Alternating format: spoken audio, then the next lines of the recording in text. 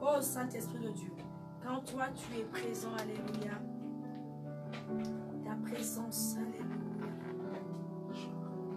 Oh Saint-Esprit de Dieu, oh Jésus, Jésus, Jésus, oh Jésus, nous allons rentrer dans le message de ce matin, alléluia. Amen. Oh Père, ne nous laissons pas distraire. Oh Sakaraboshi. Alléluia. J'espère qu'elle m'a bien lancé le direct. Alléluia. Il y a le peuple de Dieu sur Facebook qui nous suit, qui va être béni. Amen. Homme de Dieu, s'il te plaît, vérifie parce que je ne vois pas apparaître ici. Je veux le partager sur l'autre page du ministère. Alléluia, bien-aimée Estelle. Ne négligeons pas les petits commencements. Alléluia, le direct est bien lancé. Merci Jésus. Alléluia. Notre message de ce matin, alléluia.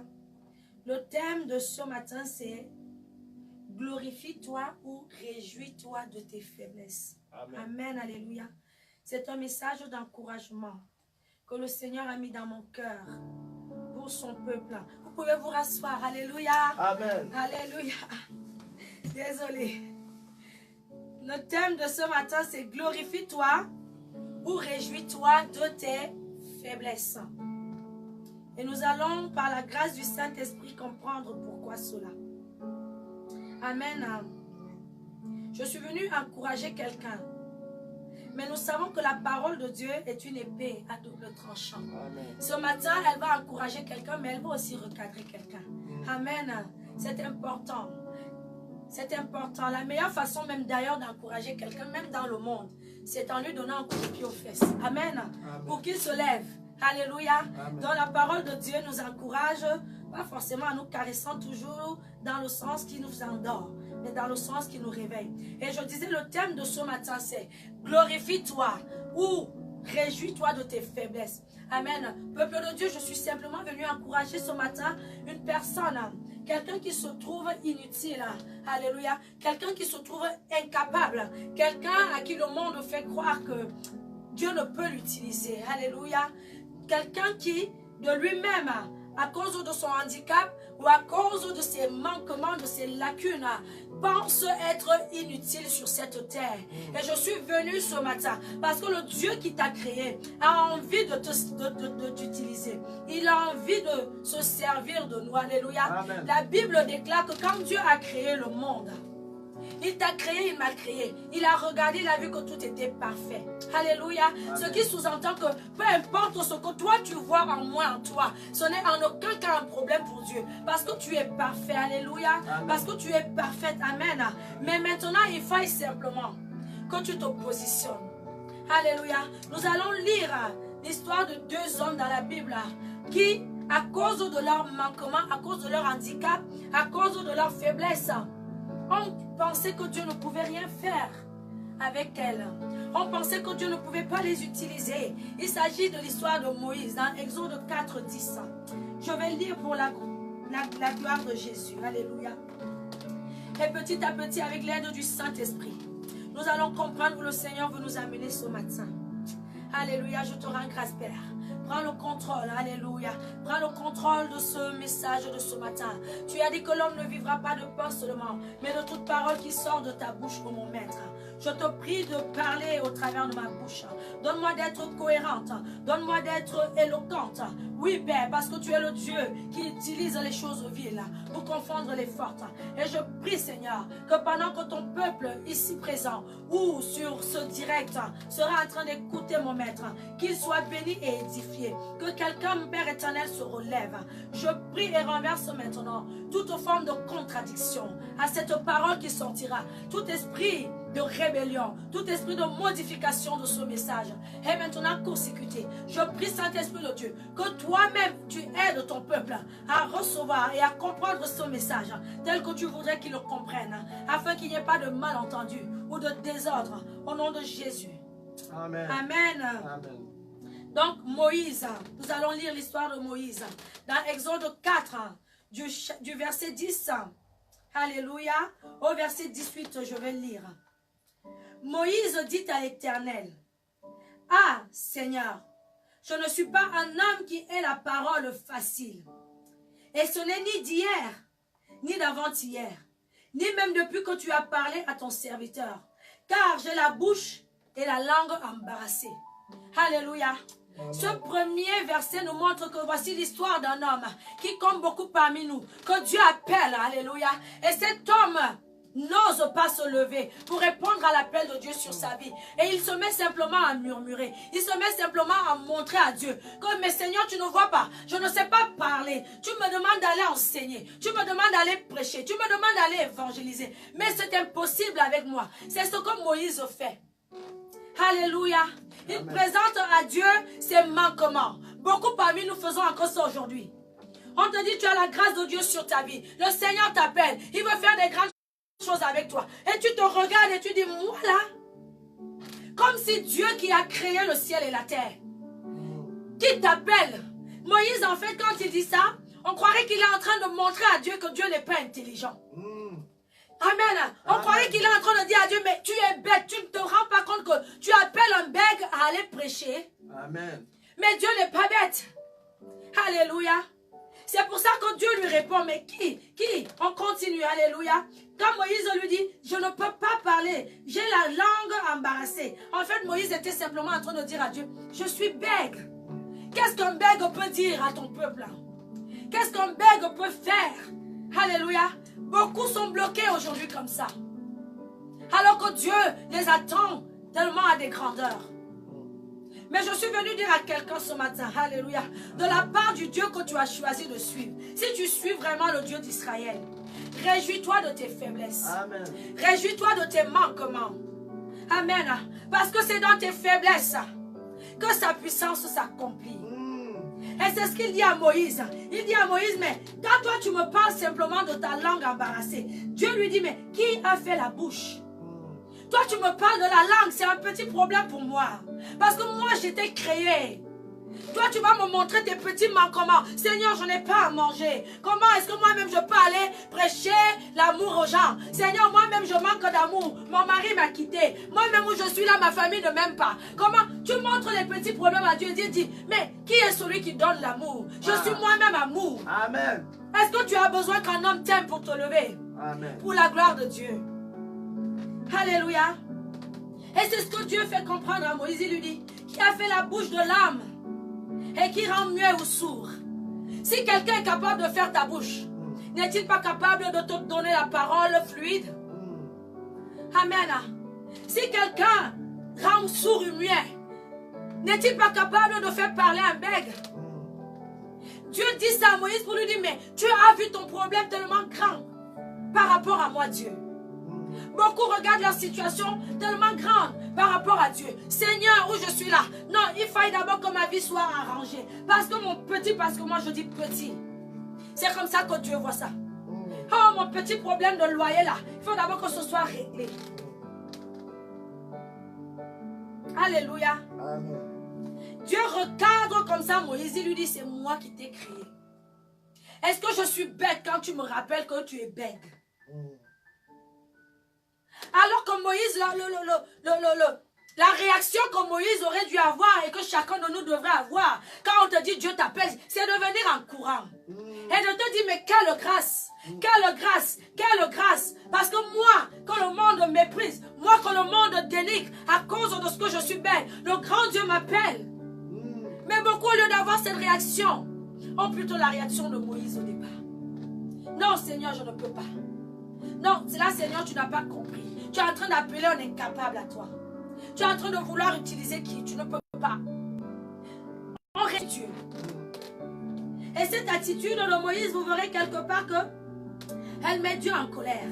Parce que quand Dieu lui dit, mais c'est moi qui rends sourd, c'est moi qui rends aveugle, une façon de lui dire, je suis capable avec toi de faire des grandes choses, malgré ce petit problème qu'il y a dans ta vie. Et Moïse dit encore, va donc. Dieu va même jusqu'à le rassurer. Après lui avoir dit, il lui dit ça. Il lui dit, va donc, je serai avec ta bouche.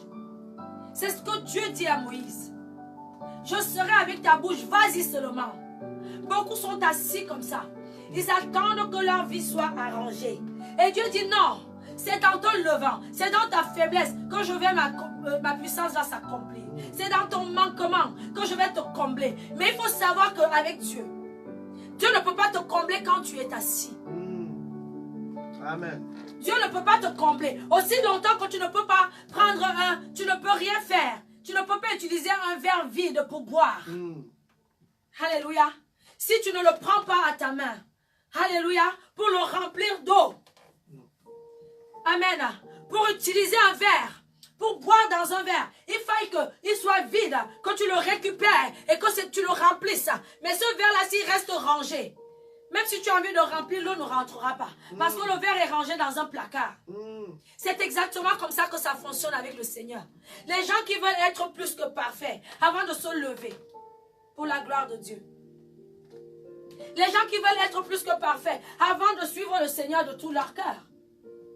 Les gens qui veulent que toutes les situations de leur vie soient arrangées. Parce qu'ils n'ont pas encore compris que, hey, cette situation dans ta vie, ce manquement, cette faiblesse-là dans ta vie, si Dieu l'a permise, c'est parce qu'il veut se donner encore l'occasion de se glorifier dans ta vie. Amen. Si tu étais déjà plus que parfait, Dieu dit que tu es parfait. Si tu es même plus que parfait, il y a un problème. Parce que là, ça veut dire que tu veux faire concurrence à Dieu. Il faut que nous apprenions à aimer nos manquements. Il faut que nous apprenions à aimer nos faiblesses. Non pas parce que nous allons y demeurer, mais parce que c'est dedans que nous allons pouvoir dire, Seigneur, remplis-moi. Seigneur, comble-moi. Seigneur, équipe-moi. Seigneur, restaure-moi. Seigneur, lève-toi. Si tout est parfait dans ta vie, tu ne voudras même pas. Pour quelle raison encore? Dieu, qu'est-ce qu'il fera encore? C'est pour ça que nous voyons que dans le monde, certaines personnes qui dans leur tête, je dis bien dans leur tête parce que ce n'est pas la vérité, mais dans leur réalité mentale, ont l'impression que tout va bien dans leur vie. Ces personnes-là rejettent Dieu. Pourtant, elles ont des problèmes quelque part. Peut-être elles sont riches, elles ont des grandes maisons, des grandes villas, et quand on leur parle de Dieu, elles vont rejeter parce que pour elles, elles croient que c'est ça en fait qu'il leur fallait. Mais Dieu, si tu es riche, tu as besoin, il y a un manquement, il y a une faiblesse, il y a quelque chose dans ta vie où Dieu a besoin de se glorifier. Mais il faut que tu te lèves pour venir à lui. Il faut que tu te lèves pour répondre à son appel pour ta vie. Alléluia. Amen. Dieu rassure Moïse, il lui dit, mais c'est moi, je serai avec ta bouche. Et je t'enseignerai ce que tu auras à dire. Amen. Amen. Des personnes qui sont là, mais je ne sais pas prêcher. Je ne sais pas prêcher. Dieu t'a dit, lève-toi, prêche, conduis mon peuple. Mais je ne sais pas. Comment sauras-tu prêcher si jamais tu l'essayes?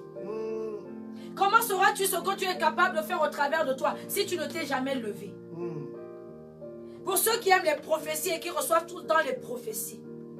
Si tu reçois les prophéties et tu es toujours assis, tu seras assis toute ta vie. Alléluia. Amen. Et regardez, voilà Moïse qui reçoit de Dieu directement la prophétie. Où Dieu lui dit, je serai avec ta bouche. Et je t'enseignerai ce que tu auras à dire. Moïse répond encore à Dieu. Voilà quelqu'un qui reçoit la prophétie. Mais qui va encore contre la prophétie. Et il dit à Dieu, ah Seigneur, envoie qui tu voudras. Amen, alléluia. C'est dangereux. Il y a des personnes comme ça. Dieu les a appelés. Ils ont tellement montré à Dieu que eux là, ce n'est pas possible avec eux. Ils ont pointé quelqu'un d'autre. Bien aimé, la parole de Dieu ne revient pas à lui. Sans avoir accompli ce pourquoi elle est sortie. Mais si elle n'accomplit pas ce pourquoi elle est sortie dans ta vie, elle va l'accomplir dans la vie de ton voisin. C'est ce que nous devons comprendre. Et Moïse avait une grâce entière. Dieu lui dit, je serai avec ta bouche. Je t'enseignerai ce que tu dois dire. Moïse, au lieu de se lever, il dit encore, envoie qui tu veux. Qu'est-ce que Dieu doit lui dire de plus? Il y a des chrétiens comme ça. Tu vas lui parler. Mais il est tétanisé. Oui, mais moi, je ne sais pas bien parler français. Je ne sais pas bien parler anglais. Je ne sais pas manger. Toute excuse est possible. Pour limiter Dieu. Pour limiter l'œuvre de Dieu dans leur vie. Amen. Oui, mais moi, j'ai beaucoup de problèmes en ce moment. Oui, mais moi, oui, mais moi. Amen. Amen. Dieu lui dit, je serai avec ta bouche. Si Dieu est avec ta bouche, tu as encore besoin de quoi? Tu as encore besoin de quoi? Quand tu dis à Dieu, je ne sais pas prêcher, tu veux qu'il t'envoie où? Si lui, il est capable d'être avec ta bouche, tu veux qu'il t'envoie dans une école de théologie? Tu veux ramener Dieu à l'école de théologie? Parce que ça, c'est exactement ce que beaucoup font. Oui, mais moi, je suis en train de bâtir parce que Dieu m'appelle à bâtir des appels au ministère. J'ai un de mes fils au Congo que je bâtis. Et je lui dis, le Seigneur me dit de bâtir avec toi au Congo. Il commence à me dire que, mais maman, je suis célibataire. Maman, je suis célibataire. Amen, alléluia. Soyez bénis, les bien-aimés qui arrivent. Il commence à dire, mais moi, je suis célibataire. Et je lui dis, mais est-ce qu'on t'a dit que Dieu appelle un couple? Dieu appelle un individu. Quand Dieu t'a créé, tu n'étais pas avec cet homme-là. Tu n'étais pas avec cette femme-là. Alléluia. Beaucoup limitent l'œuvre de Dieu dans leur vie à cause des raisonnements. Moïse a raisonné. Moïse a raisonné. Et il avait la grâce que pendant qu'il raisonnait, Dieu essayait encore de lui dire que, mais mon fils, tu me prends pour qui? Je suis capable de transformer tes faiblesses en force. Alléluia. Amen. Je suis capable de combler tes manquements. Amen. Je suis capable de transformer ton handicap en puissance. Et Moïse qui avait une grâce, qui devait lui revenir à lui tout seul, dit à Dieu, cherche quelqu'un d'autre. Et comme Dieu, nous le savons que son plan à lui ne doit jamais être bloqué à cause d'un homme paresseux. Il utilise une autre solution. Parce qu'il dit, si j'attends après Moïse, ça ne va jamais aller. Et en plus, Moïse lui-même lui dit, non, prends quelqu'un d'autre. Et Dieu, il n'y a pas de problème. Mais la grâce parfaite, la grâce entière que tu devais avoir, pour toi tout seul, je vais la diviser en deux. Et Dieu appelle Aaron. Alléluia. Beaucoup sont comme ça. Dieu voulait les bénir pleinement. Ils se retrouvent. C'est pour ça qu'il a dit quelque part qu'il vous soit fait selon votre foi. Dieu te présente un grand projet, une grande destinée. Et toi, tu réduis Dieu à tes petits problèmes. Qu'il te soit fait selon ta foi. Et il a été fait à Moïse selon sa foi. Dieu a divisé la grâce qu'il devait faire à Moïse seul. Il a coupé en deux. Et maintenant, au lieu de dire à Moïse seul, je serai avec ta bouche, il dit maintenant, je serai avec vos deux bouches. Alléluia. Amen. Moïse n'était plus le seul élu. Moïse n'était plus le seul élu devant Dieu. Il venait de perdre quelque chose. Même si lui ne s'en est pas rendu compte. Tout ce qui intéressait Dieu, c'était d'atteindre son plan merveilleux. Amen. Et c'est ce que je veux dire à quelqu'un. Que la parole de Dieu, pendant que toi tu es en train de traîner, elle était prononcée sur ta destinée. Si tu pointes seulement tes petits problèmes, elle va s'accomplir. Parce que la parole de Dieu ne peut pas revenir à lui. Mais elle va s'accomplir, ta grâce sera divisée. Et la parole de Dieu s'est accomplie parce que le but de Dieu était d'utiliser un homme. Coûte que coûte, quitte à ce que cet homme-là soit entouré d'un autre, accompagné d'un autre, quitte à ce que cet homme-là, amen, perde un peu de ce qui était prévu pour lui à la base. Mais le plan merveilleux de Dieu qui devait s'accomplir pour la libération du peuple d'Israël, a été accompli. Alléluia. Amen. Ce que je veux dire à quelqu'un ce matin, réjouis-toi, c'est le thème. Alléluia. Réjouis-toi de tes manquements. Réjouis-toi de tes faiblesses. C'est pour ça que l'apôtre Paul pouvait dire avec fierté, c'est quand je suis faible que je suis fort. Pourquoi? Parce qu'il savait que c'est là où Dieu se manifeste. C'est là où Dieu est capable. Amen. Il y a plusieurs moralités dans cette histoire, selon que le Saint-Esprit m'a fait comprendre. Alléluia. Quelque part, Moïse sera même retrouvé avec un porte-parole. Alléluia. Je suis en train de dire à quelqu'un que si ton problème même était de parler, Dieu est capable. Alléluia. De mettre à tes côtés une secrétaire. Oh Jésus. Dieu est capable. Mais pour autant, ne fais pas trop le Moïse. Alléluia. Oh Saint-Esprit. Et c'est comme ça que le plan merveilleux de Dieu s'accomplit. Alléluia. Combien parmi nous regardons l'œuvre de Dieu dans nos vies? Combien parmi nous nous trouvons, nous, incapables? Combien parmi nous avons l'impression que le grand Dieu ne sait pas ce qu'il fait quand il nous appelle? Alléluia. Combien parmi nous avons l'impression d'être plus intelligents que Dieu et voulons lui montrer les défauts de ci, de ça, de tel ou de l'autre? Combien parmi nous? Plutôt que de répondre simplement et de dire Seigneur, oui, fais-moi un vase rempli. C'est ce que Dieu attend de nous. Tes faiblesses, tes manquements, ton handicap ne sont en aucun cas un problème pour Dieu. Alléluia. Et aussi longtemps que tu l'auras compris, tu comprendras qu'il faille que tu te lèves. Alléluia. Nous avons l'histoire d'un autre homme. Lui, comme Moïse, pardon, il a été plus courageux. C'est dans Juge 3. Amen. Juge 3, nous allons lire 15, à partir du verset 15. L'histoire de Ehud. Oh, merci Saint-Esprit de Dieu.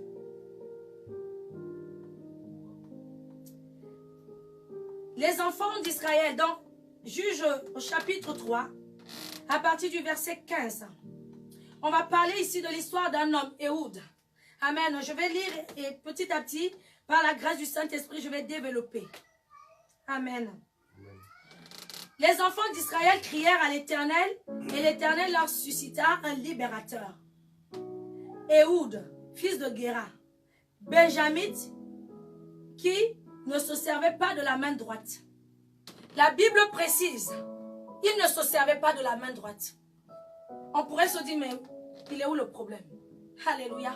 Mais sachez qu'avec la parole de Dieu, chaque iota, chaque virgule a un sens. C'est pour ça qu'il a lui-même dit que nous ne devons rien enlever, rien rajouter. On précise que Ehud, les enfants d'Israël crièrent à Dieu. Parce qu'ils étaient encore en détresse. Nous le savons que le peuple d'Israël n'a malheureusement pas cessé d'être en détresse. Il fallait à chaque fois que le Seigneur suscite un nouveau libérateur. Amen. Et là, ça arrive donc au niveau de Juge où c'est les enfants crient encore, Seigneur, envoie-nous quelqu'un. On a besoin d'être libérés. Et là, le Seigneur suscite Ehud. Et la Bible précise que Ehud était gaucher. Amen. Pourquoi la Bible précise? Parce que la Bible veut qu'on comprenne que cet homme avait un handicap, selon les hommes. Alléluia. Les hommes, parce qu'à cette époque-là, pour être guerrier, je vous fais un peu la synthèse de l'histoire, pour être un soldat, pour être quelqu'un qui fait trembler, qui peut faire trembler le camp de l'ennemi, il fallait que tu sois droitier. Parce que selon leur technique de combat, il fallait de la main droite aller du côté gauche récupérer son épée pour aller cibler l'ennemi. Mais lui, comme il était gaucher, il se dit, mais comment il va faire? C'est pas normal. Ça ne peut pas se faire. Bonjour les filles, que le Seigneur vous bénisse. Alléluia. Lui, comme il était gaucher, on se dit, c'est mort. Mais Dieu dit, mort avec moi. Ce n'est jamais mort. C'est lui là que Dieu choisit pour aller délivrer un peuple. Le gaucher alors qu'il y avait plein de droitiers. Je ne vais peut-être pas forcément tout lire parce que voilà, nous n'allons pas à nouveau nous attarder dans plein de lectures. Mais vous pourrez aller lire Juge. La Bible précise que dans les centaines d'hommes qu'il y avait, il était gaucher. Voilà encore la folie de Dieu. Il y a plein d'hommes, ils sont tous droitiers, mais le seul qui est gaucher, c'est lui que tu prends. Dites-moi si ce n'était pas pour Dieu une façon de se glorifier et de nous faire comprendre que lui, il est le Dieu des choses impossibles. Amen. Il est le Dieu qui utilise les choses viles pour confondre les fortes. Il est le Dieu qui a dit lui-même qu'il utilise les choses folles pour confondre les sages. Ça aurait été trop normal que Dieu envoie un droitier, pardon. Ça aurait été trop normal et Dieu n'est pas dans la normalité, sinon il n'est plus Dieu. Dieu n'est pas dans la banalité. Amen. Ce qui est banal, ce qui est normal, ce qui est cohérent aux yeux des hommes, ça ne devrait pas se faire quand le grand Dieu arrive en action. Et c'est pour ça qu'il dit non, non, non, moi je suis venu confondre les choses. Alléluia. Je ne suis pas venu vous faire plaisir. J'ai dit que mes pensées sont au-dessus de vos pensées. Mes voix ne sont pas vos voix. Donc si je prends les voix de l'homme, ma gloire, elle n'éclate pas. Alléluia. Il prend un gaucher au milieu de plein de droitiers. Il dit, c'est toi qui vas délivrer le peuple d'Israël. Hey! Et ce gaucher se lève. Alléluia.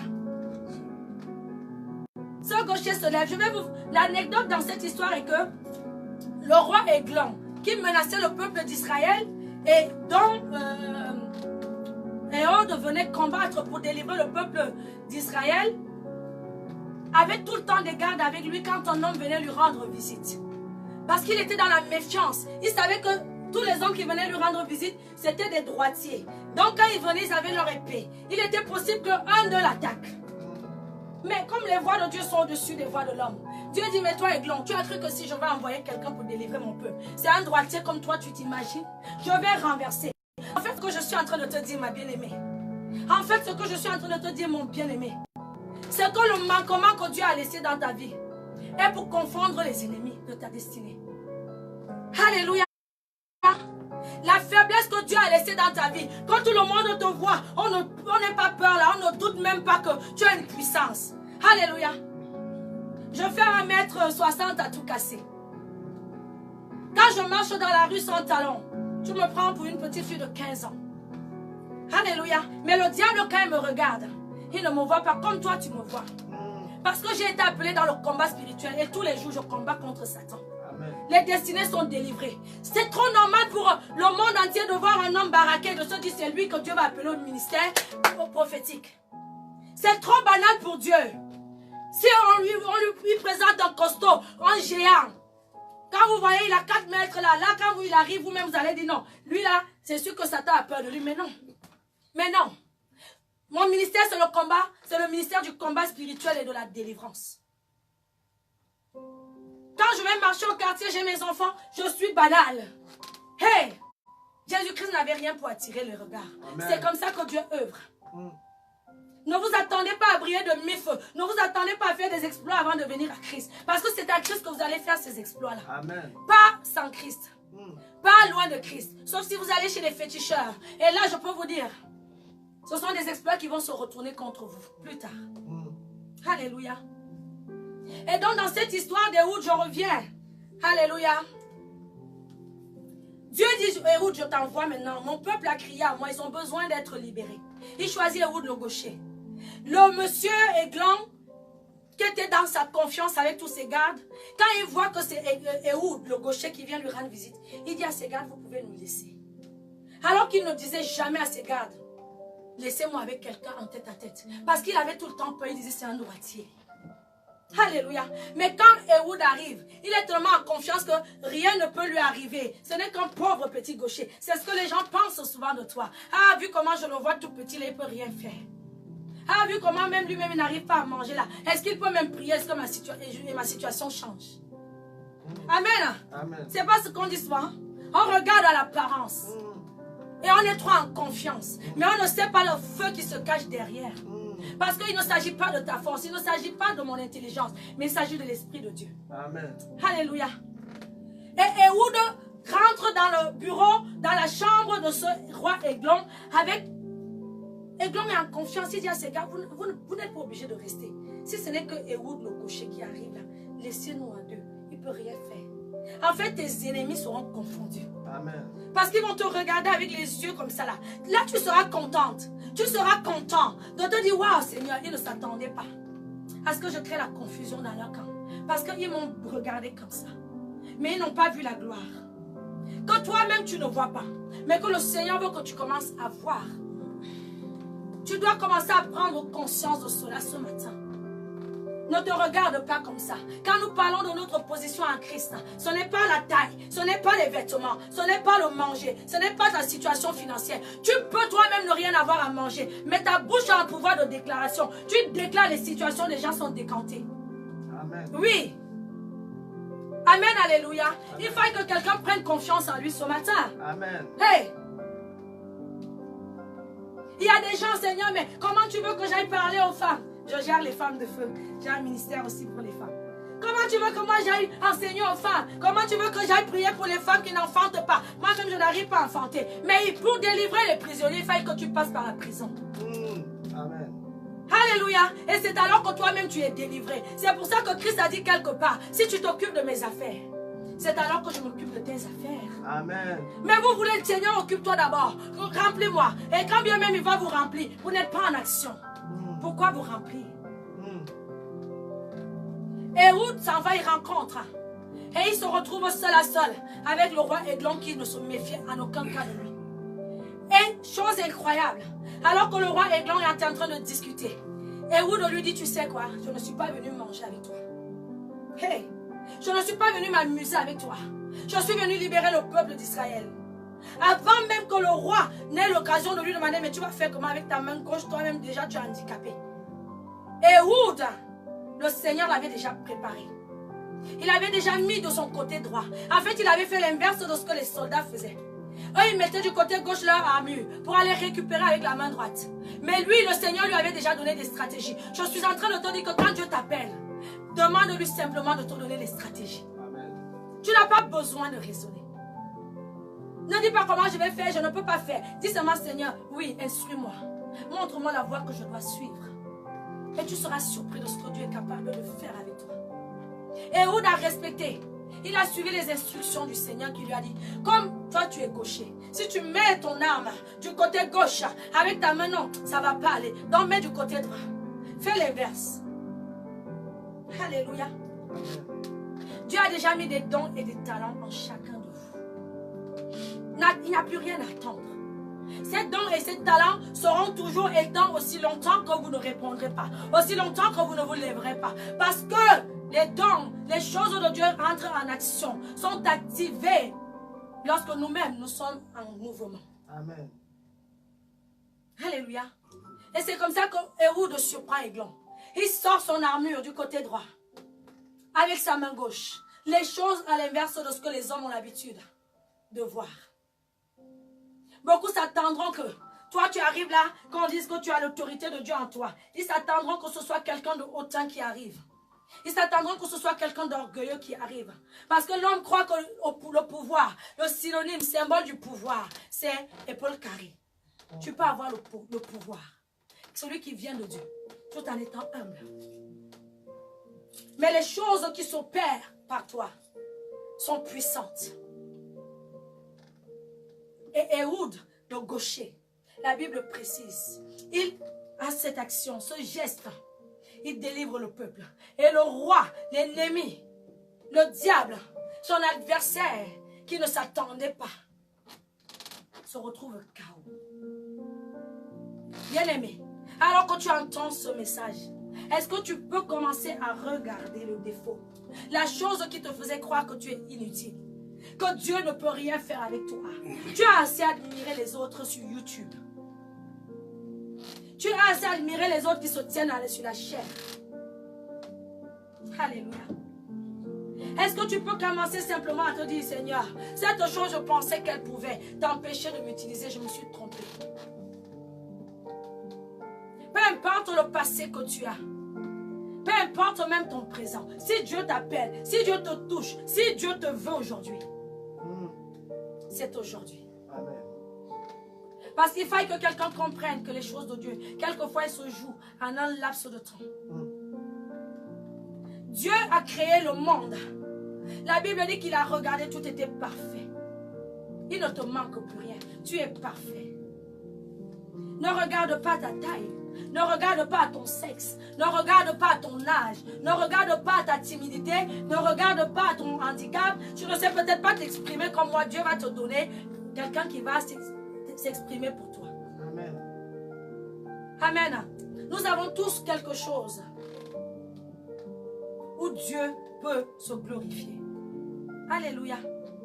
Même ta situation familiale, même ta situation conjugale est une occasion pour le Seigneur. Alléluia. De se glorifier. Amen. Il faut simplement que tu te positionnes spirituellement. Seigneur, pourquoi m'as-tu envoyé sur cette terre? Aujourd'hui, je ne veux plus regarder à qui je suis. Je veux regarder à qui toi tu vois quand tu me regardes. Alléluia. Parce que ce que tu ne sais pas, c'est que quand toi tu te... Dieu, quand il te regarde, il ne te voit pas comme tu te vois. Le miroir là, il est trompeur. Alléluia. Le miroir, quand tu te regardes tous les matins, tu dis, regarde moi, je suis beau, je suis pas beau, je suis gros, je suis pas gros, j'ai les talons, j'ai pas... C'est trompeur. Ce n'est pas toi dans le miroir. Parce que tu es spirituel avant tout. Tu es esprit mis dans un corps. Et ce corps-là n'a pas forcément la même intensité, le même pouvoir que l'esprit qui a été mis dans ce corps. Alléluia. Amen. Et c'est l'esprit qui doit prendre le dessus. Quand nous parlons de notre position en Christ, c'est une position spirituelle. Amen. Et si ton esprit voit les choses comme il se devrait, alléluia, tu vas te lever. Et tu vas faire des exploits. C'est ce qu'il a dit. Qu'avec lui, nous ferons des exploits. Je ne sais pas la situation qui t'a bloqué ou qui t'enquiquine, j'ai envie de dire. Mais je suis venu te dire que apprends à partir d'aujourd'hui à te réjouir de ce que tu n'as pas. Parce qu'en réalité, ce que tu n'as pas est dans les mains de Dieu. Amen. Alléluia. Ce que tu n'as pas est dans les mains de Dieu. Ce que tu ne sais pas faire est dans les mains de Dieu. Ce n'est pas une question d'aller à l'école. Alléluia. Apprenons à être contents. C'est pour ça que quelque part nous devons nous réjouir même des épreuves. Parce que l'épreuve est l'occasion que Dieu s'est donnée dans ta vie pour se glorifier. Alléluia. Amen. S'il n'y a pas d'épreuve dans ta vie, pourquoi tu pries Dieu encore? Dieu a mis les manquements, il a laissé. S'il est qui t'a trouvé parfait, c'est qui s'est arrangé exprès d'enlever, de garder certaines choses pour que tu viennes à lui les chercher. Prions pour le renouvellement de l'intelligence. Au lieu de murmurer, Seigneur, pourquoi tu m'as fait, je ne suis pas grande, les autres sont grands, ils sont même mannequins.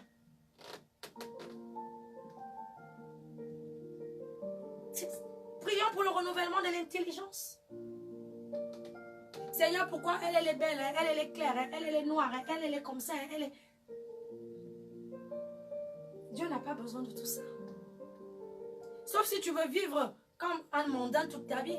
Parce qu'on a des chrétiens mondains. Alléluia. Mais si tu veux vivre comme un homme d'esprit qui a compris que sa patrie est en Christ, je t'en supplie, ne présente plus tes défauts à Dieu comme pour lui dire de te laisser tranquille. Commence à aller lui présenter pour dire, Seigneur, tu l'as fait avec Moïse, fais-le avec moi. Amen. Seigneur, tu l'as fait avec Jérémie. Seigneur, tu l'as fait avec Gédéon. Tu es capable de le faire avec moi, alors fais-le. Me voici. Je me livre totalement. Amen. Je me dispose. Je me dépose entre tes mains. Et tu verras si des choses ne se passeront pas au travers de toi. Pour la gloire de Dieu. Amen, alléluia. Amen. C'est le message que le Seigneur avait mis dans mon cœur. C'était un message d'encouragement. Mais aussi un message de recadrage. Alléluia. Amen. Les chrétiens sont trop tout le temps assis sur les bancs. Les chrétiens sont tout le temps en train de se mépriser, se minimiser. C'est pour ça que même dans le monde, certains vont te tenir des discours du genre, mais pourquoi alors ceux qui sont en Christ sont toujours malheureux? Parce que c'est le chrétien même qui renvoie ce qu'il n'y a pas à renvoyer. Tu es béni de toutes sortes de bénédictions dans les lieux célestes. Et tu ne marches pas comme un soldat, comme la prunelle des yeux de Dieu. Quand tu te retrouves face à une païenne qui fait la Beyoncé, toi tu es complexé, mais tu n'as pas compris que c'est toi qui as reçu ce qui est au-dessus. Amen. Hey! Alléluia. Et le chrétien, Amen. Amen. Je vais m'arrêter là. Soyez bénis, peuple de Dieu. J'espère que le Saint-Esprit a parlé à quelqu'un ce matin. Alléluia. J'espère que le Saint-Esprit a touché une destinée ce matin. Et je le crois. Parce qu'il connaît vos besoins mieux que moi. S'il me met ce message à cœur, c'est parce qu'il connaît. Il sait exactement à qui il s'adresse. Alléluia. Il y a vous qui me suivez ici, il y en a qui me suivent, ceux qui ont l'habitude de me suivre sur ma page Facebook, que je bénis. Alléluia. Donc que le Seigneur vous fasse du bien. Alléluia. Nous sommes à la fin de ce mini-culte. Comme nous sommes à nos débuts, vous pouvez constater. Amen. Homme de Dieu, est-ce que tu peux arrêter le live, s'il te plaît? Alléluia. C'est mon collaborateur. Hein? Aujourd'hui, il a voulu faire un peu le James. Oh, Saint-Esprit.